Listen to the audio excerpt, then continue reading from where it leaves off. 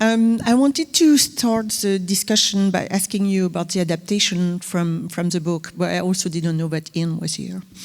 So if you say anything wrong, he's going to correct you right away. He will. He's already looking at me.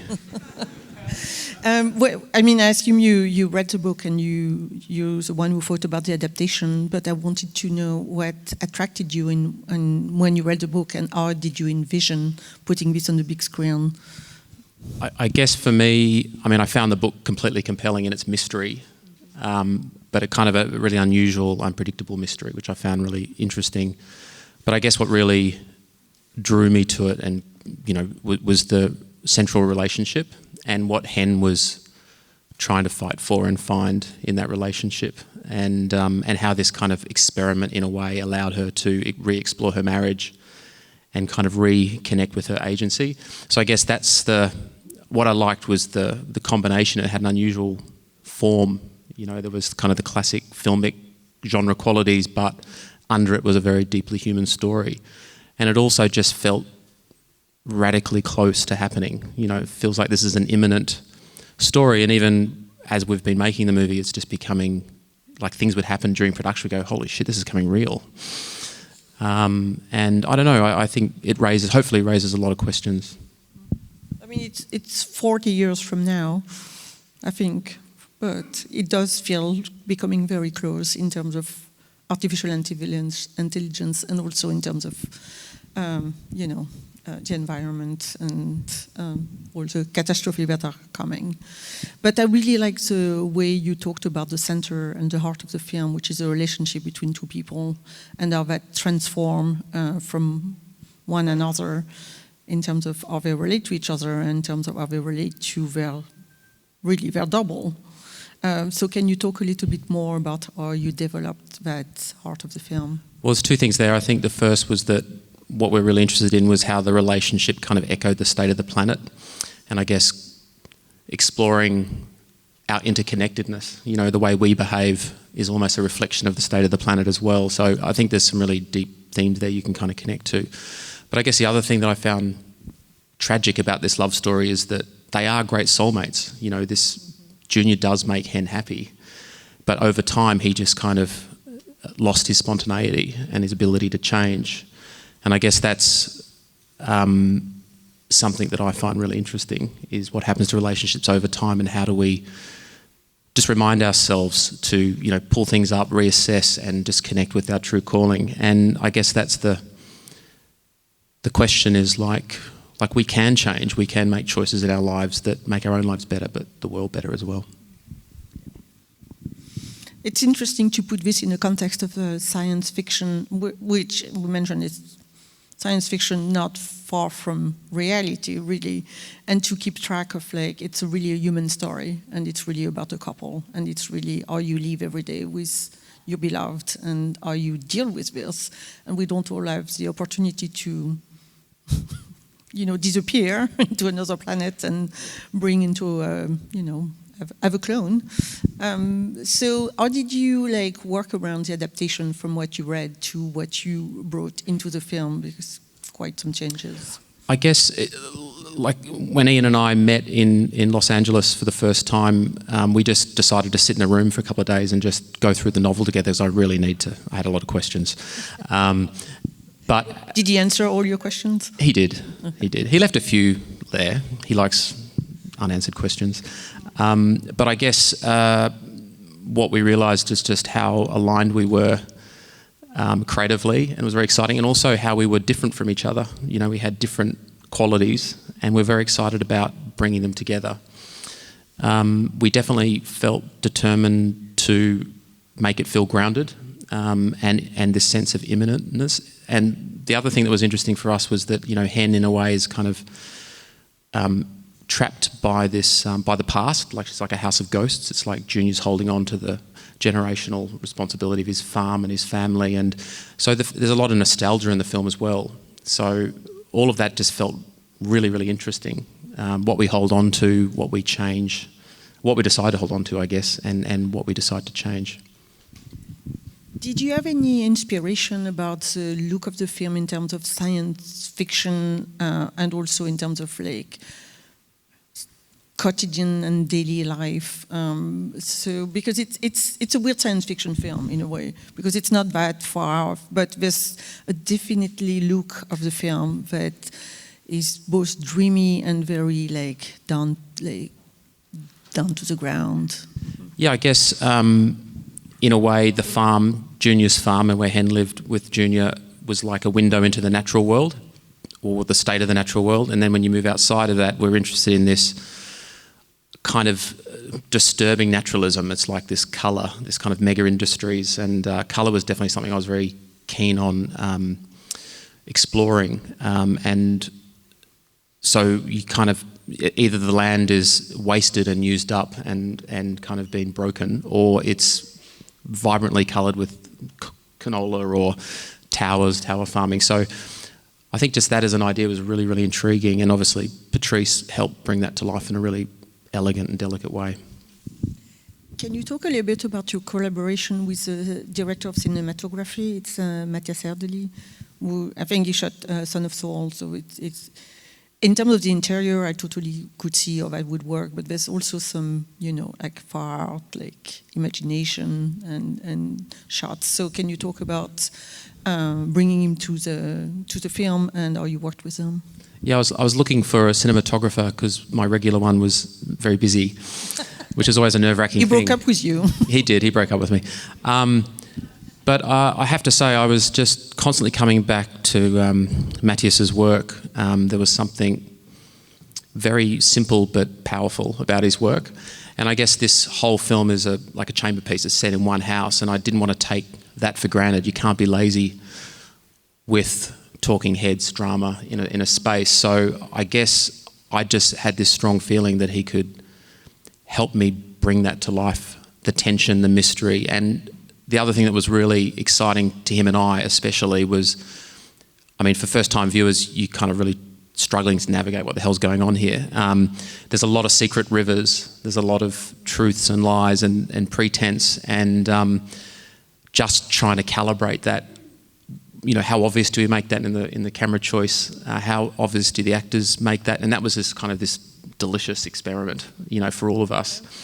So I guess Matthias, it was just right up his alley. It was just how his mind works. He's very, very much into the script and into story, and really wanting to know what the essence of every single scene is, to know where the camera should go. So that was, I found that a really enjoyable process, and I think his work is really staggering. Are you saying that we can figure out some things from the mystery by the way it's shot by Matthias? Well, camera can create mystery, absolutely. Okay. Yeah, absolutely. And you also mentioned that at first viewing, people can be confused, so they need to come back. You can watch. It's two movies, really. Yeah. You actually can enjoy it the second time in a new way. So everybody's coming back. And before we wrap up, we have time for a few more questions, but I wanted to ask obviously about the cast, and we are sorry they cannot be here, but they're really wonderful in their performance.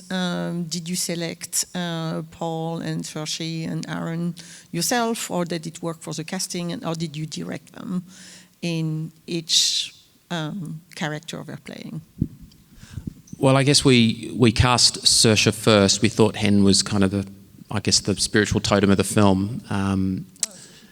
So we had to get her first, and then we built the cast out from that. And then I just worked purely from, I guess, instinct and chemistry, what I think feels right. It's the first time Saoirse and Paul worked together. I know. Yeah, I thought that was a bit weird. Yeah. So my casting director in Australia said, "Paul's in Sydney, you should come and meet him. He's crazy about the script. He'd really love to meet you." So I flew up, and he's a megastar now. He wasn't quite the megastar then, but we met up, and he was just such a lovely man. When did you start the process? Oh, my brain doesn't work with time frames. So it was a long time ago. 10 years ago? No, it wasn't that long ago. A few years ago. I'd say a few years ago. And what struck me was just his passion and understanding, and it just the longer I was sitting there, the more I just realised it was Junior. But not only that, he comes from Ireland as well, and this couple married straight out of high school. They're from the same place, so it just felt so right that these two would be together. And I just had a real hunch that the chemistry would feel believable. And they were both really kind of hungry to kind of explore a more mature relationship and marriage as they're kind of, heading into that direction now. And then Aaron Pierre came later on, and he's kind of a completely different style of actor, but just brought so much to Terence. The antagonist in a way is the hardest one to cast, because you can really fall into stereotype. And I was really keen to try and explore something that felt fresh and intriguing. And I really thought he brought a lot of really interesting choices to, like, he really did believe what he was doing was going to better humanity. Like, it was something, he found a way to actually believe that. And that was intriguing. That sounds scary. Yeah, well, everyone's got a different idea.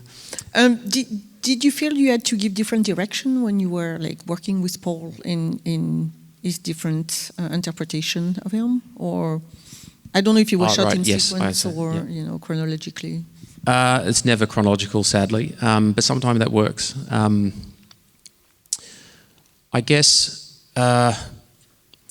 what we had to do with Paul's character was, when he first is brought to life at the beginning of the film, he has all the DNA and the programming of the real husband. So you do see a little bit of that misogynistic behaviour at the beginning, just around the edges. But very quickly, he lets go of that and kind of goes on this very spiritually open path.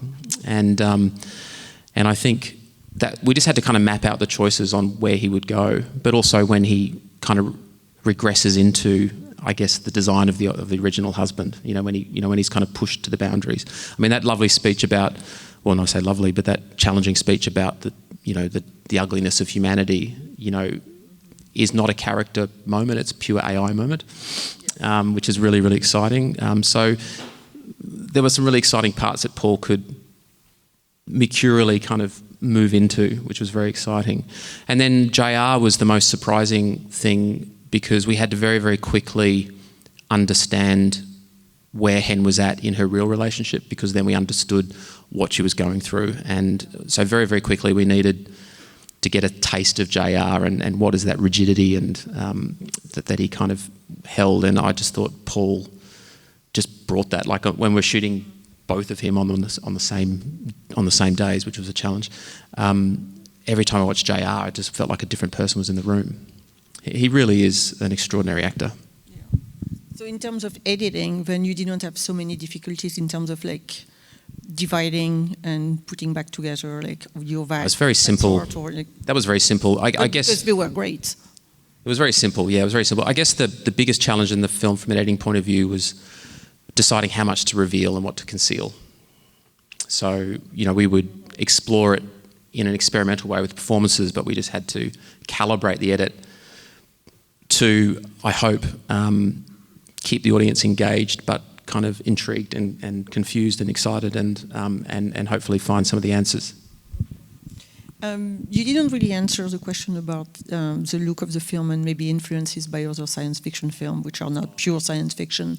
And I was wondering what else, is there any films that you looked or you watch and you share with the cast or the crew in terms of I'm thinking about this and I would like to go in that direction? I guess I definitely, look, not really. I mean, I do sometimes pull some references from films, but sometimes I look at paintings, it can be images, things like that. So I definitely had a visual world that I gave to the actors. And then when Patrice came on, he also built out this incredible visual world. So together we kind of put all the inspiration together, and that was very helpful to the actors. I mean, I grew up with, Spielberg and Ridley Scott and all those great sci-fi movies and character-driven. So I guess... More action. Well, just, they were just good. And I just, I guess that influences me. And also I was just very keen to do something that felt grounded and human. So, yeah, I think Faux has it all excited us, his kind of unique flavour and a unique voice. Yeah, I agree. And I think it's amazing for me to watch a movie that's set in the future and in the present and also so real and so frightening at the same time, but that really touch everybody in terms of pure relationship and what people go through to stay together, or Before we wrap up, do you want to say something a little bit about the climax of the film and the ending of the film and why you decided to go in that direction? And do you think, how do you read the end? How do you read the end? I read it as quite. I don't think anyone wants me to answer this. It's quite sad. I mean, I guess it's a hopeful ending in the sense that Hen has chosen to live her life the way she wants to live it. There's no guarantees, I guess, but she's not, which is a very human thing. And then I guess when you see Junior, wander off the porch with the replacement Hen, I guess that's the life we're living now. It's kind of this imaginary thing. And, some people might think that's fantastic, but is it really fantastic? So I guess depending on who you are out there and how you absorb the movie will depend. Do you want to stay on the porch or do you want to get on the plane? When we come back for the second and third screening, we might have a different reading of the end. Because in watching it, I felt different emotions as well. So I guess it looks at very human behaviour. Like sometimes we deny the very things we know would give us pleasure.